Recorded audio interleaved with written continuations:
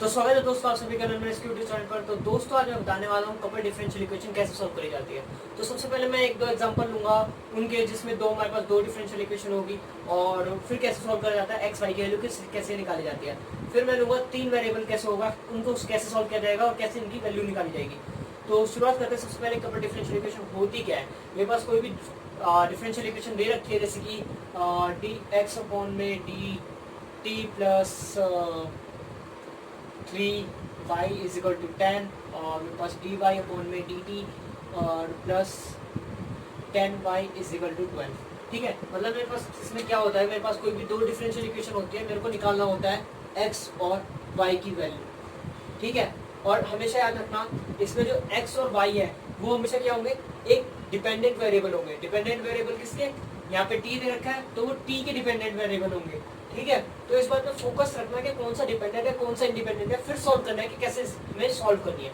तो आइए शुरुआत करते हैं कुछ एग्जांपल से। तो दोस्तों सबसे पहला एग्जांपल मेरे पास ये है, तो हमें सबसे पहले क्या करना है, इसे सिंप्लीफाई फॉर्म में लिखना है। ये सिंप्लीफाई फॉर्म नहीं है अभी, क्योंकि हमें इसमें थोड़ी कंफ्यूजन हो रही है डिफरेंशिएशन साइन की वजह से। तो हम इसे सबसे पहले सिंप्लीफाई लिखेंगे, dx plus 5x plus y is equal to e की पावर टी लिख सकते हैं, और यहाँ पे ऐसे dy plus x plus 5y is equal to e की पावर 5t लिख दिया। ठीक है, लिख दिया। अब क्या करना है, इसे थोड़ा सा और सिंप्लीफाई कर लेते हैं। यहाँ पे हम x कॉमन ले लेंगे और ये बनेगा e की पावर t, और यहाँ पे बनेगा d plus 5y plus x is equal to e की पावर 5t। तो दोस्तों मेरे पास इक्वेशन बन चुकी है। तो हमने बचपन में सॉल्व करी है, कोई x minus y is equal to 5 मिल जाता है और x plus y is equal to 4 मिल जाता है। तो हम ऐसी क्वेश्चन को सॉल्व करते हैं जहाँ पे x के कोएफिशिएंट हमारे पास सिंपल रियल नंबर होते थे, पर यहाँ पे क्या हमारे पास डिफरेंशिएशन आ रहा है। ठीक है, तो डिफरेंशिएशन का यूज हमारा लेफ्ट हैंड साइड में नहीं है, राइट हैंड साइड में है। तो कैसे यूज करना है ये बताते हैं सबसे पहले। तो सबसे पहले इस इक्वेशन को सॉल्व करना है। ठीक है, सॉल्व कैसे होगा, मेरे पास d प्लस 5x लिखेंगे plus y is equal to e की पावर टी ऐसे लिखेंगे, और यहाँ पे लिखेंगे x plus d plus 5y is equal to में e की पावर 5t। आप कोई भी मेथड यूज कर सकते हैं, एलिमिनेशन, सब्स्टिट्यूशन या लॉन्ग डिवीजन मेथड, वो आपके हाथ में है। इसे इक्वेशन 1 देंगे, इसे इक्वेशन 2 देंगे। मैं एलिमिनेशन को ज़्यादा फॉलो करता हूँ, तो मैं क्या करने वाला हूँ, मैं इस इक्वेशन को मल्टीप्लाई करने वाला हूँ d प्लस 5 से, और यहाँ पे मल्टीप्लाई करने वाला हूँ 1 से। ठीक है दोस्तों, एक बात याद रखना, यहाँ पे d प्लस 5 ऐसा नंबर ट्रीट होने वाला है जब हम इसे सॉल्व कर रहे होंगे, बस तभी। तो इसे मैं अगर d प्लस 5 से मल्टीप्लाई करूँ और फिर इन दोनों में से सब्ट्रैक्शन कर दूँ, तो मेरे पास क्या आने वाला है, d प्लस 5 का whole square x times is equal to में e की पावर t को d प्लस 5 e की पावर t माइनस e की पावर 5t। थोड़ा सा मैं स्टेप्स आगे हो गया, तो एक बार बता देता हूँ क्या हो रहा है। यहाँ पे पूरी इक्वेशन माइनस हो रही है, तो मैं अगर इसे d प्लस 5 से मल्टीप्लाई करूँगा तो y से y पूरा एलिमिनेट हो जाएगा। हमने टेंथ में पढ़ी है इक्वेशन, तो इसे ज़्यादा डीप कॉन्सेप्ट ले जाने की जरूरत नहीं है। ठीक है, तो इसे सॉल्व करते हैं। अब यहाँ पे d प्लस 5 ऐसे लिख नहीं सकते, तो इसे क्या करना है, हमें डिफरेंशिएशन, d का मतलब क्या होता है, डिफरेंशिएशन। तो यहाँ पे e की पावर t का डिफरेंशिएशन हुआ और प्लस 5 टाइम्स e की पावर t मल्टीप्लाई किया माइनस e की पावर 5t, और यहाँ पे ये तो चल ही रहा है d प्लस 5 का होल स्क्वायर x टाइम्स। ठीक है, तो अब इसे क्या करना है, इसे थोड़ा और सही से लिख देते हैं। यहाँ पे मेरे पास बनेगी d प्लस 5 का होल स्क्वायर, और यहाँ पे बनेगा 6e की पावर t माइनस e की पावर 5t। तो दोस्तों ये इक्वेशन आपको CFPI वाले सॉल्यूशन मिल जाती है। अगर आपने CFPI नहीं आता तो आप मेरी वीडियो देख सकते हैं, लिंक डिस्क्रिप्शन में मिल जाएगा। तो CFPI कैसे निकालना है वो आपको बता रखा है। तो सबसे पहले हम d को एमुलेट करेंगे, यहाँ से m की वैल्यू मेरे पास अपने आप आ जाएगी -5। तो मेरे पास रियल और रिपीटेड रूट्स है, तो मेरे पास CF क्या आने वाला है, CF में ये पे सिंपली लिख देता हूँ, क्या आंसर आने वाला है, C1 plus C2 x e की पावर -5x। ठीक है, सिंपल मेरे पास CF आ चुका है। अब मेन फोकस होता है हमारा PI पे फोकस होता है। यहाँ पर हमारे पास है एक्सपोनेंशियल, तो हमारे पास क्या फॉर्मूला होता है, सबसे पहले तो राइट हैंड साइड को लिखो पूरा और नीचे लिख दो d का फंक्शन। d का फंक्शन क्या है, मेरे पास d प्लस 5 का होल स्क्वायर, ये मेरे पास PI के लिए है। ठीक है, अब क्या करना है, इसको थोड़ा अलग अलग लिख देते हैं जिससे हमारे पास कैलकुलेशन में आसानी हो जाए। d प्लस 5 का होल स्क्वायर माइनस e की पावर 5t अपॉन में d प्लस 5 का होल स्क्वायर। ठीक है, तो अब क्या करना है, एक्सपोनेंशियल का सिंपल फॉर्मूला होता है जो टी का कोफिशिएंट है उसको नीचे लिख दो और आंसर आ जाता है। तो 6 अपॉन में 1 + 5 क्या होता है 6 का होल स्क्वायर माइनस e की पावर 5t, तो यहाँ पे e की पावर t तो लिखेंगे, ठीक है, e की पावर t साथ में लिखते हैं। तो यहाँ पे e की पावर 5t लिखा हमने, यहाँ पे 5 ऐड किया, 5 + 5 10 होता है, 10 का होल स्क्वायर आएगा यहाँ पे।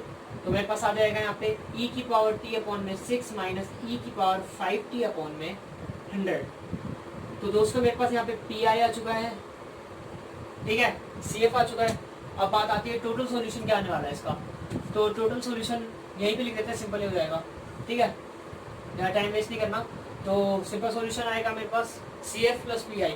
तो यहाँ पे मेरे पास x की वैल्यू क्या आएगी, x की वैल्यू आएगी मेरे पास C1 + C2x, और यहाँ पे आएगा मेरे पास e की पावर -5x।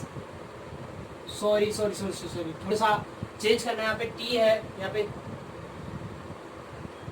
यहाँ पे कोएफिशिएंट t है, हम t पे डिपेंड कर रहा है, यहाँ पे सारा चीज t पे आएगा, ठीक है, और प्लस PI e की पावर t अपॉन में 6 माइनस e की पावर 5t अपॉन में 10 100। तो दोस्तों हमारे पास यहाँ पे x की वैल्यू आ चुकी है।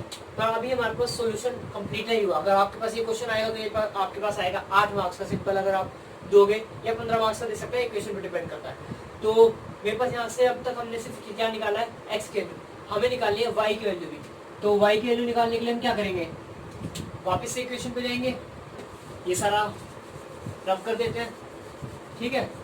अब आपके पास दो ऑप्शन आते हैं, ठीक है, आपके पास दो ऑप्शन क्या आते हैं कि आप या तो फिर ये x की वैल्यू इसमें पुट करें कोई भी एक इक्वेशन में और आंसर सॉल्व कर दें, ठीक है, ये इक्वेशन 1 और ये इक्वेशन 2 थी, ठीक है। आपके पास दो ऑप्शन आते हैं, तो फिर ये इक्वेशन इसमें पुट करें और y की वैल्यू निकाल दें, सिंपली इसमें पुट करें और y की वैल्यू निकाल दें।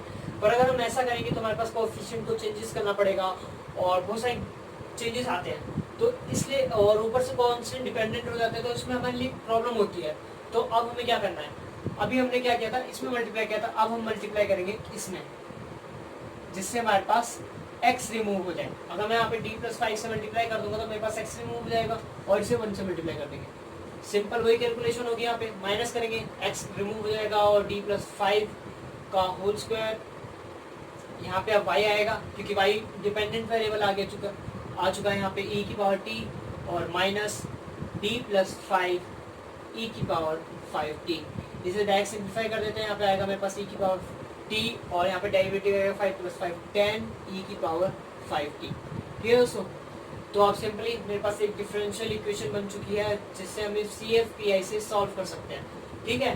तो अब इसे सॉल्व करेंगे कैसे, CF के लिए d को m लेट करेंगे और यहाँ से m + 5 को 0 का इक्वल पुट करके यहाँ से m की वैल्यू निकालेंगे, m की वैल्यू आएगी -5, ठीक है। ये मैं बहुत जल्दी इसलिए कर रहा हूँ क्योंकि मैंने बता रखा है CF PI कैसे निकालते, तो आप आराम से निकाल सकते हो, ठीक है।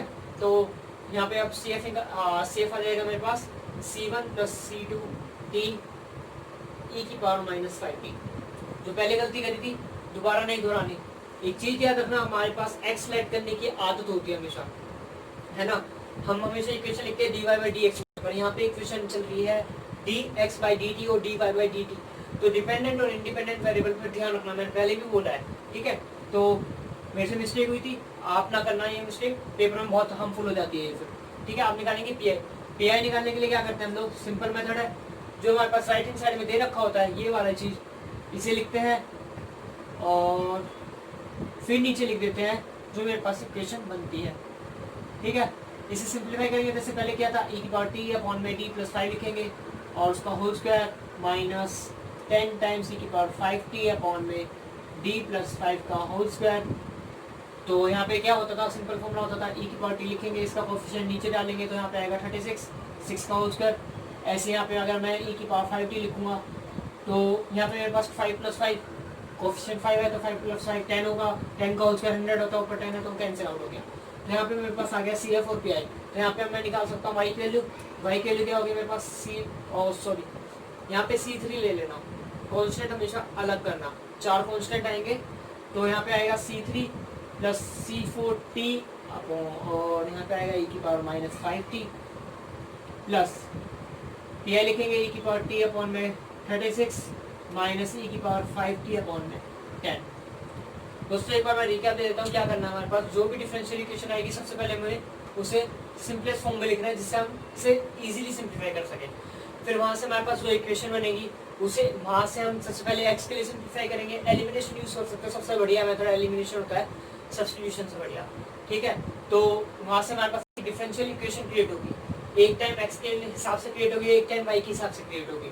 तो हम उसके हिसाब से सी एफ वाई निकालेंगे। तो एक बात याद रखना, हम सी एफ वाई निकाल रहे हैं एक्स और वाई के लिए, तो एक्स के लिए कॉन्स्टेंट मेरे पास C1 C2 होंगे, वाई के लिए कॉन्स्टेंट C3 C4 होंगे। कॉन्स्टेंट रिपीट नहीं करने जब तक यहाँ पे हमारे पास एक्स की वैल्यू वापस पुट नहीं कर देते, और पुट करने के बाद भी आपको कॉन्स्टेंट चेंज करने पड़ेंगे जिससे आपके पास आंसर वैलिड आ जाए। ठीक है, तो यहाँ से मेरे पास पूरा सिंप्लीफाई करने के बाद ये आंसर आया है एक्स की वैल्यू और वाई की वैल्यू, ये आपके पास आंसर है। ये टोटल 8 मार्क्स का क्वेश्चन बनने वाला है, कोई कुछ नहीं है, सिंपल यही करना है। अब मैं आपको बताने वाला हूँ अगर मेरे पास 3 वेरिएबल के ऊपर डिफरेंशियल इक्वेशन आ जाए तो मैं कैसे सॉल्व करने वाला हूँ। ठीक है दोस्तों, मैं एक एग्जांपल समझा देता हूँ कैसे करना है। मैं ये तो हमारे पास ये एग्जांपल है, हमारे पास 3 इक्वेशन है, 3 वेरिएबल है, तो ये हमारे पास सिंपल फैक्ट बन गया, 3 इक्वेशन के 3 वेरिएबल सॉल्व हो जाएगी। तो अब हमें सॉल्व कैसे करनी है, सबसे पहले हमें क्या करना पड़ेगा, इसको सिंपलेस्ट फॉर्म में लिखना पड़ेगा। सारे टी के ऊपर डिपेंड करते हैं, एक्स वाई जेड डिपेंडेंट है और टी इंडिपेंडेंट है। तो मैं इसे लिख सकता हूँ dx is equal to 2y, यहाँ से मैं लिख सकता हूँ dy is equal to 2z, और यहाँ से मैं लिख सकता हूँ dz इज इक्वल टू में 2x। ठीक है, अब मैं कोई भी एक इक्वेशन उठाऊंगा इन तीनों में से। ठीक है, मैंने उठाई जैसे कि dy उठा ली मैंने, dy is equal to 2z है, इसे छोड़ो, हमने उठाई ये वाली। ठीक है, तो मेरे पास है dx is equal to 2y है। हमें इसका सॉल्यूशन चाहिए एक वेरिएबल में, अगर dy उठाएंगे तो थोड़ा लंबा कैलकुलेशन बन जाएगा। तो मैंने इसे उठाई, यहाँ से मैंने क्या किया, मैंने इसका डिफरेंशिएशन किया, तो मेरे पास आया 2dy। ठीक है, dy की वैल्यू ये रही, इस वैल्यू को पुट करेंगे, यहाँ से मेरे पास d स्क्वायर x की वैल्यू मेरे पास आएगी 4z। ठीक है, अब भी मेरे पास x के वेरिएबल में इक्वेशन नहीं आई, तो मैं क्या करूँगा, मैं करूँगा इसको तीसरी बार डेरिवेट। ठीक है, तो यहाँ से मेरे पास आएगा d cube x is equal to में डी जेड की वैल्यू क्या है 2x, 8x आ गई, 8x आ गई। अब मैं इसी क्वेश्चन को सॉल्व कर सकता हूँ स्क्रीन में, तो मैं इसी क्वेश्चन को यहाँ लिख लेता हूँ d cube minus 8x is equal to 0। तो दोस्तों मेरे पास ये क्वेश्चन हो गई। अब हम निकालेंगे CF निकालने के लिए हमें क्या करना पड़ेगा, डी को m सपोज करना पड़ेगा और इसे सिंप्लीफाई करनी पड़ेगी। यहाँ से मेरे पास m की 3 वैल्यू आने वाली है। ठीक है, तो ब्रैकेट लिखने की जरूरत नहीं है, यहाँ से 0 लिखेंगे। अब इसे सॉल्व करना है, सॉल्व कैसे करेंगे, इसे लिख सकते हैं m minus 2 into m square plus 2m plus 4 is equal to 0। यहाँ से मेरे पास एक वैल्यू तो m की आ गई 2, अब बाकी दूसरी वैल्यू क्या आएगी, यहाँ से निकलेगी -2 plus minus root b square minus 4 4 16 AC upon में 2a, a तो बना है, तो ये मेरे पास आएगी -1 प्लस माइनस रूट 3 आयोटा। ठीक है, तो यहाँ से मेरे पास m की 2 और वैल्यू आ गई, एक रियल में 2 कॉम्प्लेक्स में। मैंने दोनों का मेथड बता रखा है CF निकालने का। तो यहाँ से मेरे पास x की वैल्यू आने वाली है, यहाँ पे 0 है तो x की वैल्यू हमेशा CF होगी, तो यहाँ पे आएगी मेरे पास C1 e की power minus 2x plus e की पावर माइनस x C2, और यहाँ पे आएगा मेरे पास cos रूट 3x प्लस, इसे थोड़ा सी लिख लेते हैं C3 साइन रूट 3x। ठीक है, तो यहाँ पे मैं m की वैल्यू थोड़ी यहाँ पे लिख लेता हूँ, m की वैल्यू आएगी मेरे पास -1 प्लस माइनस रूट 3 आयोटा आई थी, और यहाँ पे मेरे पास CF आ चुका है ये, और यहाँ पे x की जगह फिर से t कर लेना। ठीक है, जहाँ भी x है वहाँ t आएगा, इस बात को याद रखना। ठीक है, ये कैलकुलेशन मिस्टेक मेरे से भी हो रही है, आपसे भी होगी। अभी आप बिल्कुल नए नए आए हो तो आप अगर प्रैक्टिस करोगे तो आपसे नहीं होगी।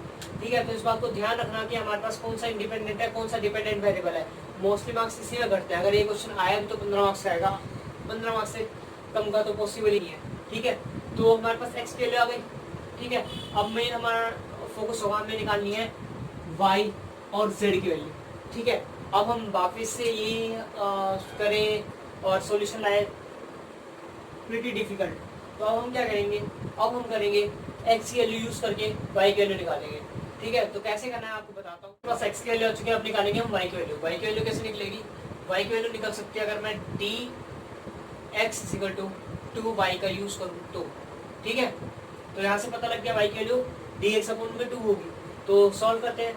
मेरे पास 2y आने वाला है डी एक्स, डिफ्रेंसिएशन इस पूरे का, मतलब कि मैं इसका डिफ्रेंसिएशन करने वाला हूँ c1 e की power minus 2t plus e की पावर माइनस t, और यहाँ पे आएगा c2 cos root 3t plus c3 sine root 3t। ठीक है, यहाँ पे अब मेरे पास आ चुका है। अब इसको सॉल्व करते हैं। 2y इज इक्वल टू में आने वाला है यहाँ पे माइनस 2 c1 e की पावर माइनस 2t प्लस, अब पहले तो e की पावर माइनस टी इसका डेरिवेट करेंगे, प्रोडक्ट रूल लगेगा, तो मेरे पास आएगा c2 cos root 3t plus c3 sine root 3t। ठीक है, ये आ गया।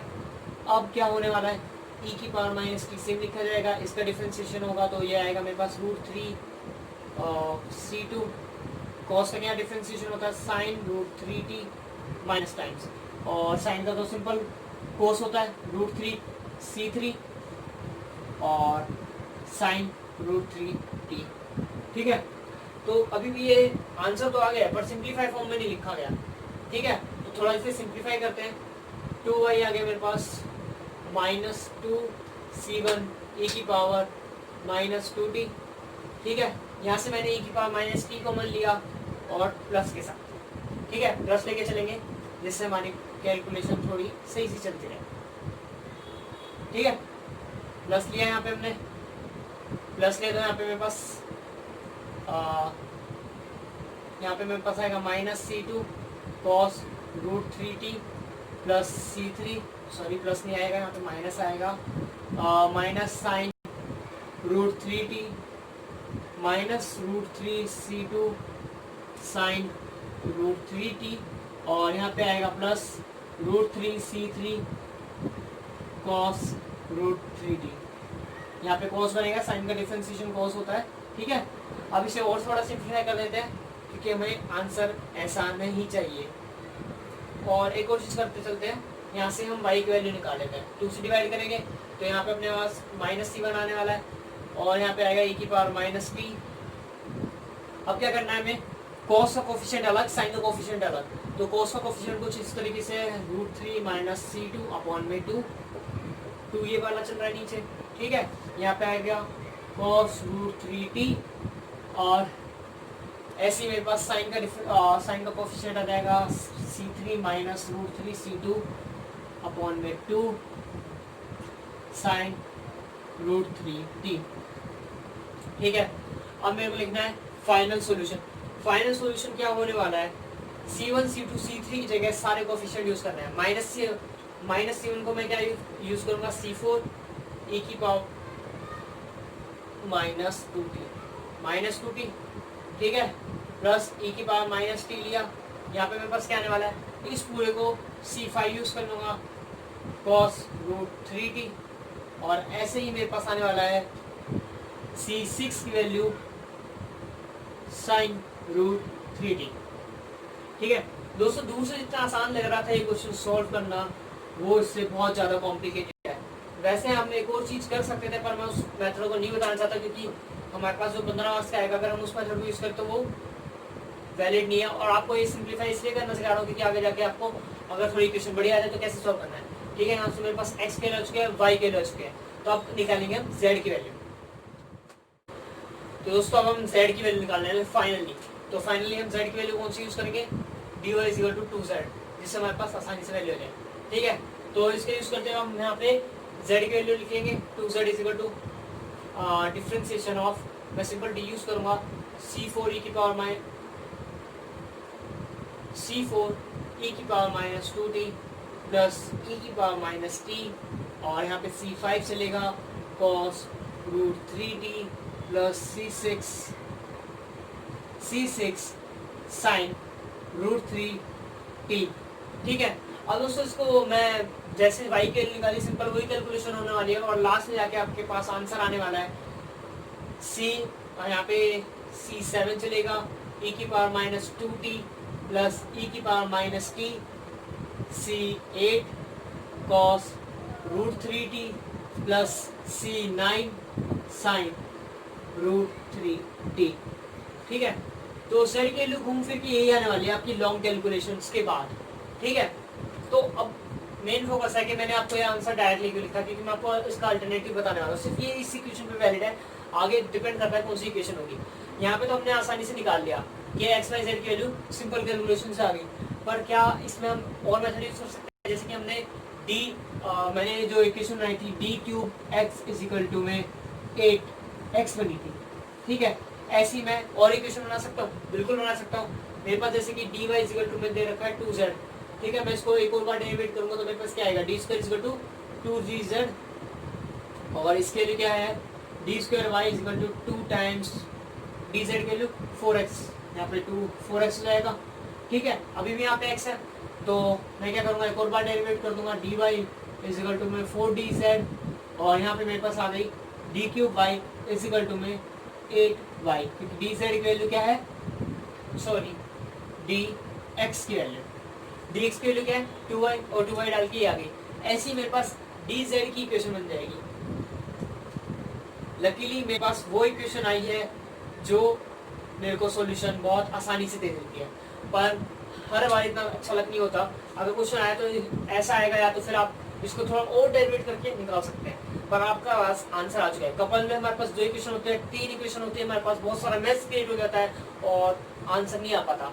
तो मैंने ये इसलिए नहीं बताया क्योंकि क्या होता है कि हम कॉन्स्टेंट C1 C2 C3 लेके चलते रहते हैं, पर इससे क्या होगा, हमारे पास हमें पता है कि हम C1 C2 C3 नहीं ले सकते, क्योंकि हमने रिप्लेस किया है C7 किसी और नंबर से। जैसे y में रिप्लेस किया था मैंने C4 कुछ -1 से, ठीक है, -C1 से रिप्लेस किया था, वैसे ही यहाँ पे ये रिप्लेस हुआ है। ठीक है, तो इस बात को ध्यान रखते हुए ये वैसे है, पर आपको एक बात याद रखनी, जितनी इक्वेशन होगी उतने ही कांस्टेंट बनेंगे। अगर यहाँ पे 3 है तो 3 कांस्टेंट आने वाले का तो पता लग गया, 3 कांस्टेंट क्या आएंगे, अलग अलग आएंगे, ना इसमें आना चाहिए वो कांस्टेंट, ना इसमें। अगर जो कांस्टेंट इसमें वो इन दोनों में नहीं होगा, बस इस बात का ध्यान रखना। आशा करता हूँ आपको मेरी वीडियो पसंद आई होगी। लाइक करें, कमेंट करें और सब्सक्राइब करें, और बेल आइकन जरूर प्रेस कर देना। मैं बहुत जल्दी नेक्स्ट वीडियो लाने वाला हूँ डिफरेंशियल इक्वेशन के ऊपर।